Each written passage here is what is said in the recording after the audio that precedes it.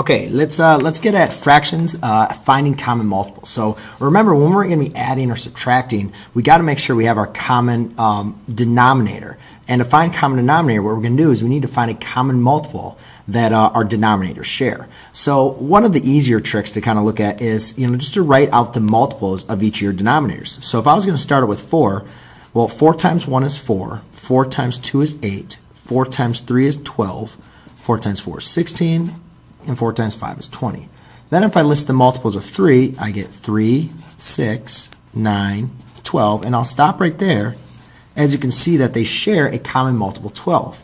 So what that means is 4 and 3 both go into my multiple 12. So what I need to do is figure out, well, I need to get them both to 12. So I need to figure out, what do I need to multiply 4 by to get to 12? Well, the answer is 3. And what do I need to multiply 3 by to get to 12? Well, that answer is going to be 4.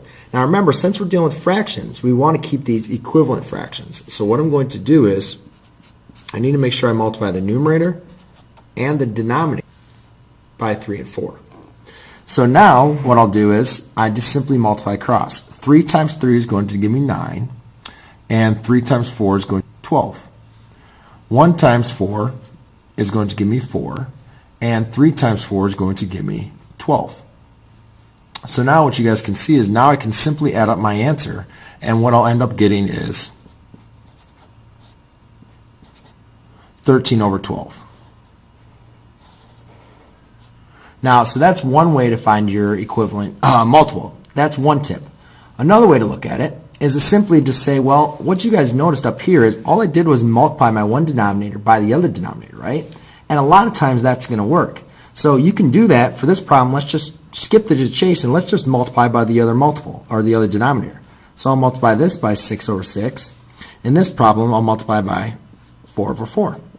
And that kind of gets away of a lot of the guesswork that I'm going to have to do. So therefore, I'll be left with 18 over 24 plus 5 times 4 is 20 over 24. Add those two up, I get 38 over 24. Now I'll get to the reducing this down in a second, but what you notice is, since these are both even numbers, I can reduce it. But I wanted to show you a quick little way. A lot of times this works, but however, this isn't always the quickest way, because if you notice, I now have to reduce my ending fraction. So that's why it's always important to find the lowest common multiple. And the lowest common multiple is not 24, but it's actually 12, as 4 and 6 both go into 12. So to get into 12, I need to multiply this by 3 over 3. And to get 6 to be 12, I need to multiply by 2 over 2. Therefore, when doing this, I now get 9 over 12 plus 10 over 12, which equals 19 over 12, which, if I were to reduce this by dividing it by 2 on the top and bottom, I would get 19 twelfths. So just be careful. Even though this works for all of them, you want to find your lowest common multiple. Therefore, you already have your reducing done for you.